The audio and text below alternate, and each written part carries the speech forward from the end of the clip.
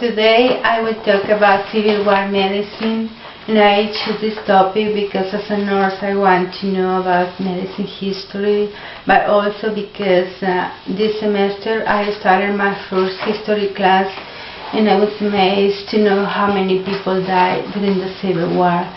And specifically I will talk about three big challenges medicine faced, and these challenges were lack of knowledge of the cause of the disease, lack of trained medical personnel, and lack of hospitals.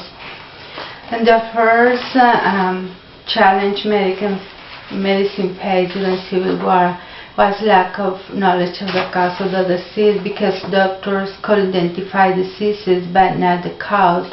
And there were many viral and infection diseases, but the most common, according to Robert Eden in his 1994 book, The Civil War Medicine, diarrhea and dysentery, with sick rate of 64% of all troops in the first year and 99.5% in the second year of the war. Also, according to Mintz and Digital History 2007, over 600,000 men died during the 4 years of the war, and only 1/3 of these men died in action, and the other 2/3 died from disease because of this lack of knowledge. The second challenge faced in the Civil War was lack of trained medical personnel. Then they assert that the war began with a total of 98 medical personnel to support 16,000 troops, and this increased 3 days after the Fort Sumter was fired upon, and Lincoln called for 75,000 volunteers. So there were 91,000 Army troops in only 98 medical personnel to support them. They were also short of nurses, although a movement of female nurses was introduced by Florence Nightingale in the Crimean War. There still was much discrimination against nurses, but due to the increased wounded men, women started to volunteering for hospital work, according to Jane Scott in her 2004 book Women at the Front. But not only was short of medical personnel, but they also lacked training. Ira Rootko, in his 2005 book The Bleeding Blue and Gray, stated that in the 1860s the therapeutic regimen was to open veins in the neck to remove blood, and purgatives were given to induce vomiting and diarrhea, and blisters were created to allow poisonous body fluid to ooze from the raw skin. And this was the therapeutic they used for all the diseases they had back there.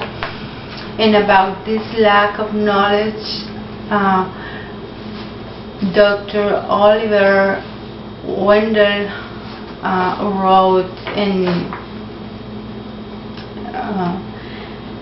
the Rootko's book, "I firmly believe if the whole materia medica now used could be sunk to the bottom of the sea, it would be better for all mankind and all the worse for the fishes." The third challenge medicine faced in the Civil War was lack of hospitals.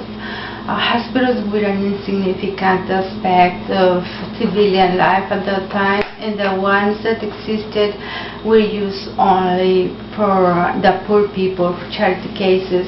And in most instances, the battle did not occur near enough to a hospital to be accessible, so they had to commandeer churches, schools, infirmaries, private residences to use as hospitals.